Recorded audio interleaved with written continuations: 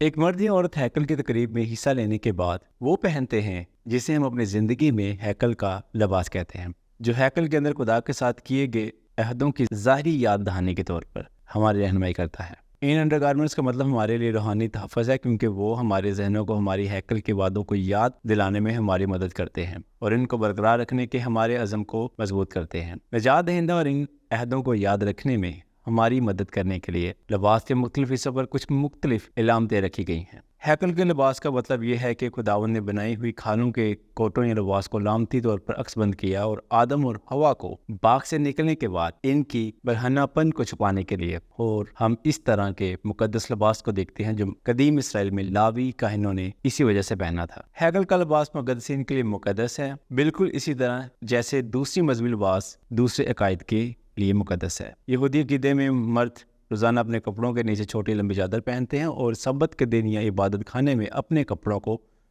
باہر کے ایک چادر سے ڈھانپتے ہیں۔ رومن کیتھولک عقیدے میں پادریوں کے ذریعے پہنے ہوئے لباس کے کئی مختلف مضامین کے ساتھ اسپیکولر موجود ہوتا ہے۔ بدھسٹ کسیا، سکھ پگڑی، مسلمان حجاب وغیرہ۔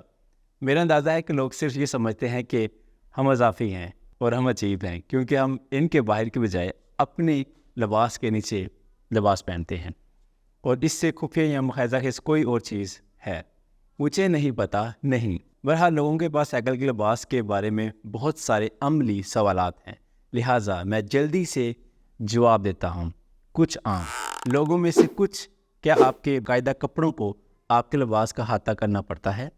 اس کی حوصلہ افزائی کی جاتی ہے۔ یہ نظریہ نہیں ہے، لیکن ہمارے ثقافت میں ہیکل کا لباس شائستگی سے کسی حد تک پیار کی طرح کام کرتا ہے۔ ہم لباس سے مختلف انداز کے فٹ ہونے کے لیے لباس کو تبدیل نہیں کرتے ہیں۔ اس نے کہا بعض اوقات گردن کے کناروں یا آستینوں سے تھوڑا سا باہر نکل جاتا ہے۔ یہ کوئی بڑی بات نہیں ہے۔ کیا کلیسیا کے ہر رکن کو لباس پہننا پڑتا ہے؟ نہیں، صرف وہی لوگ جو ہیکل کے انڈومٹ آرڈیننس کے ذریعے گزر چکے ہوتے ہیں، انہیں دن رات دونوں ترتیب دی جاتی ہے۔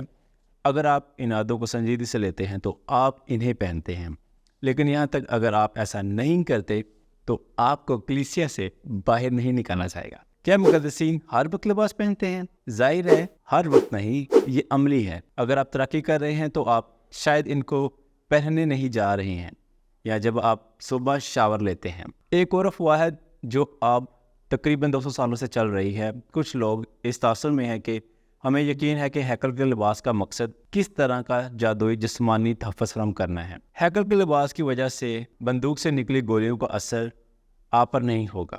بدقسمتی سے جتنا بھی آپ کو اچھا لگتا ہے، یہ سچ نہیں ہے۔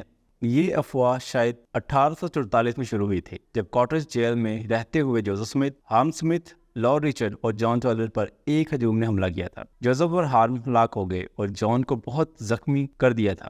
بعد میں جان نے کہا گرم موسم کی وجہ سے اس نے جوزف اور ہارم نے کاٹریج کا سفر کرنے سے پہلے لباس کو اتار دیا تھا۔ چنانچہ حملے کے وقت صرف لارڈ رچرڈ نے ہیکل کا لباس پہنے ہوئے تھا، اور صرف لارڈ رچرڈ عملی طور پر چھپے ہوئے بچ گیا تھا۔ اس کی وجہ سے بہت سارے لوگوں نے ممبروں سمیت اس کے لباس کو جسمانی طور پر اس کو نقصان سے محفوظ رکھنے پر یقین کیا، اور اس سے مدد نہیں ملی۔